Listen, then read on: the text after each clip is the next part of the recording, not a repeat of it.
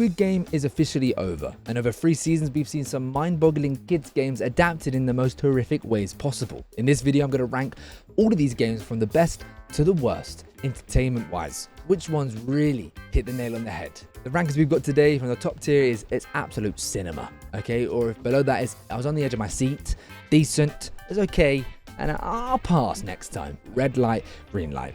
There's no debate here. It's straight in there. Where would you put this other than cinema? That changed the scope of this whole series. I think when it came to deciding what game would come first, there's no better than red light, green light. And it played out perfectly. Of course, we've seen so many adaptations of it within Roblox, Fortnite. Everyone's made different versions of Squid Games. This is the one that I think really propelled the show, and you can tell by how they marketed season 3 with the doll of the boy that was obviously in the skipping rope game. Obviously that doll has become kind of synonymous with Squid Games because of how brilliant that was. And when you think of certain moments, especially season 1, the fly me to the moon sequence, of course in season 2 they did another one that was kind of a remixed one, but the whole sequence where he gets held is absolutely incredible. And I enjoyed season 2's version of it as well, where we saw him trying to tell them how to play the game, but they didn't believe him, and a similar process occurring. Absolute cinema. Moving over to Dalgona, obviously the cookie cutting game.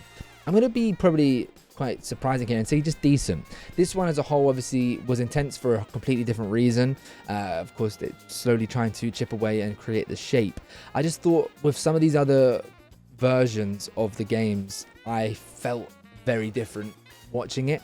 To be fair, I probably haven't watched season 1 for a while for me to maybe I'm disrespecting Dalgona. Maybe it's because I've seen so many other people do their adaptations of this one. Like, how many YouTube channels have done that game now? Like, Mr. Beast has done it like 50 times. I've seen a few other creators do it when they do like challenge videos. They have that as one of the challenges. Like, I feel like I've seen it too much at this point. The tug of war, actually, I think for one, it was probably the first game that I was like, oh yeah, tug of war, like we've done that at school and stuff.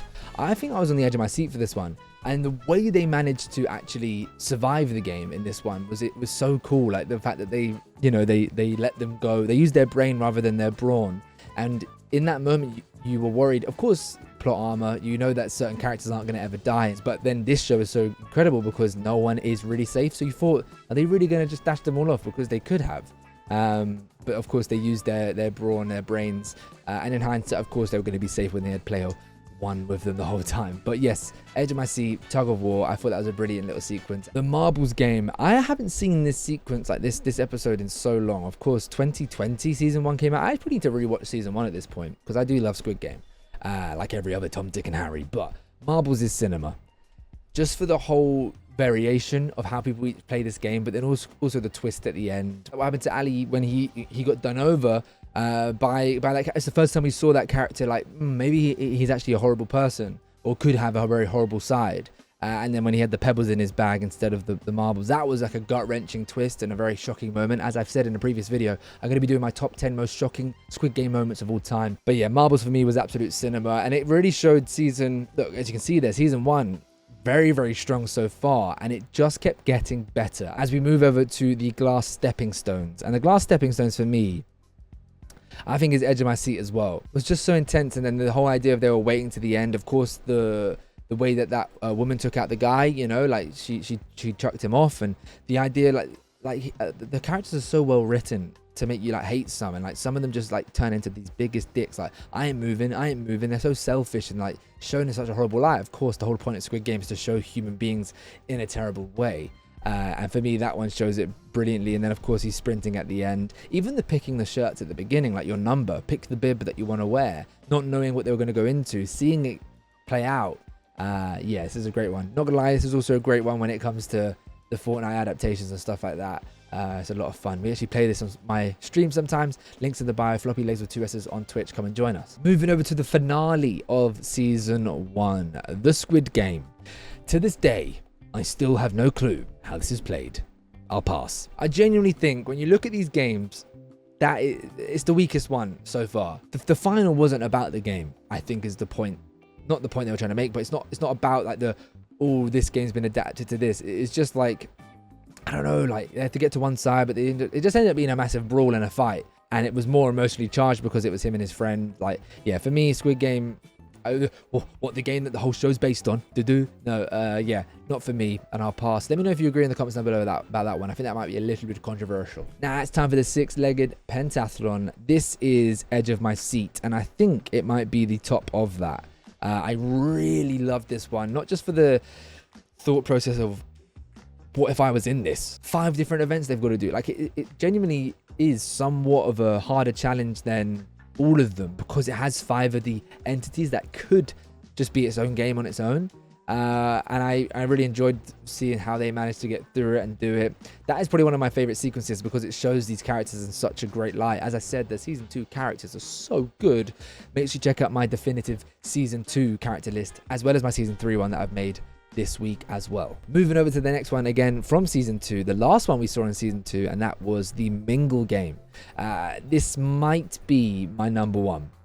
This is my number one. This is absolute cinema to the fullest degree. I genuinely, when you really think about this sequence, the differences in how they went through to the doors. You know, we saw the loss of someone in like a malicious way. We saw Thanos and that do the rock paper scissors and then kick that person out of the way.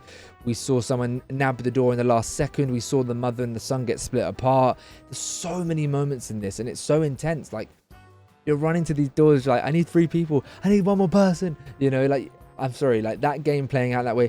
I genuinely, first off, want to say, how do they pick these games? Which ones were on the editing room floor that they passed on, they gave up on? Like, because they popped off in season 2. Season 2 was a great selection of games for sure. Moving finally over to season 3, and it is the hide and seek. And I'm afraid to say, guys, this actually might be better than Mingle.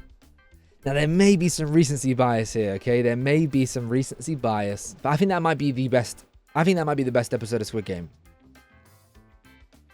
I think it might be the best episode of Squid Game. The hide and seek episode, episode 2. You've got everything you could possibly want from a Squid Game game. You've got character moments like no other. You've got loss like no other. You've got, like, it literally had me scream, no, no. It had me scream that out loud. What am I doing screaming no about a TV show at a big 25? Because as I said in a previous video in my review, we are the prey and we are the predator. We are the one chasing, rooting for certain characters to get the kill off, but we're also running for our life and fearful of being chased. Do you know what I mean? You've got both sides of the coin there. On top of the fact that, you know, player 120 is protecting the elderly mother and the pregnant woman in ways that are like proper action packed, like really like good sequences. You've got the crypto guy and the Thanos person's friend doing what they're doing.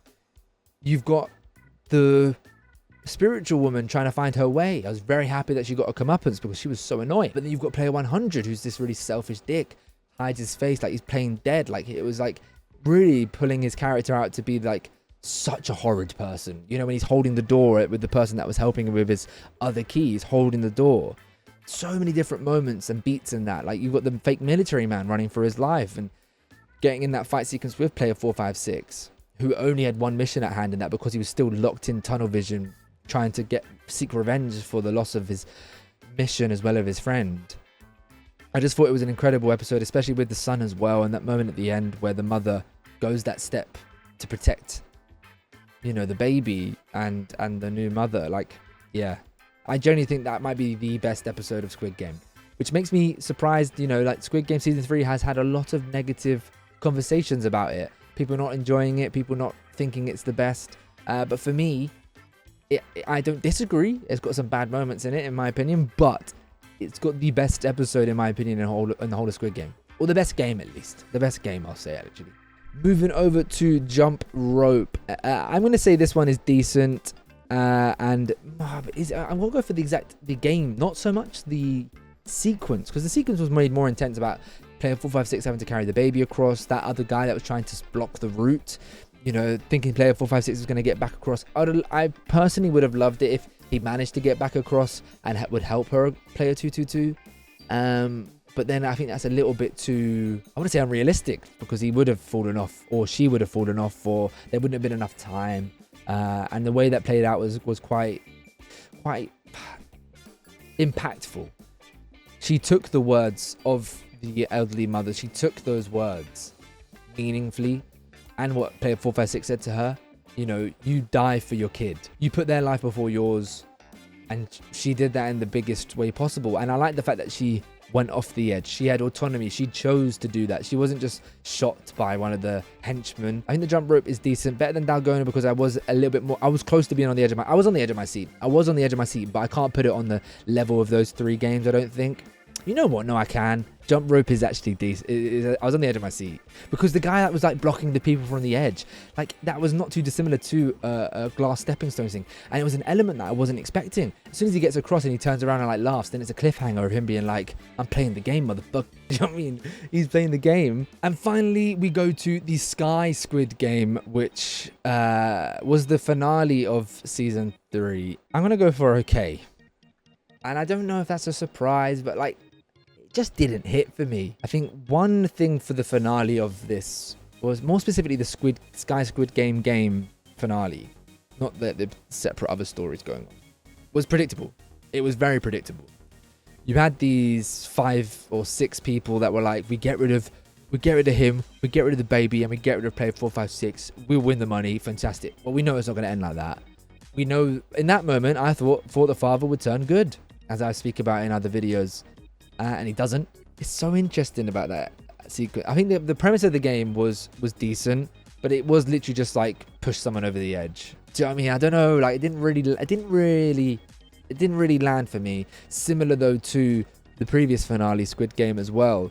Maybe that was the point of it, but also the fact that the characters that were still in this game, I didn't care for as much, but that was done purposefully because they wanted it to be the most horrific people left in the game. They wanted it to be these disgusting men who are selfish and the epitome in the face of like everything wrong with humanity. And then we see that the baby wins it all, showing that the good can win, the innocence can win. But yeah, I thought the sequence here wasn't anywhere near the rest of these. But as you can see from this list, I clearly rate the Squid Game games very, very highly. There is, of course, going to be the American spin-off, as well as other ones apparently as well. What games could we see next? I genuinely have no idea what we could see next, and I am actually down to make a video theorizing future games. Maybe if there was a British version of Squid Game, we'd have British Bulldog, you know, things like that. That'd be very... British Bulldog would actually be incredible for this. Duck, duck, goose. Duck, duck, goose. Alright, I'm saving this for a future video. Alright, make sure you drop a sub if you want to see more Squid Game content, as well as other pop culture content. I talked about Black Mirror when it came out. I'm going to talk about Fantastic Four and future films and TV shows that I'm going to be watching and engaging with as well. If you like the sound of that, make sure you drop a sub. Click the link in the bio, check out my other content as well. As I said, I stream on Twitch. Join us over there. I've been Floppyleggs, and I'll see you when I see you.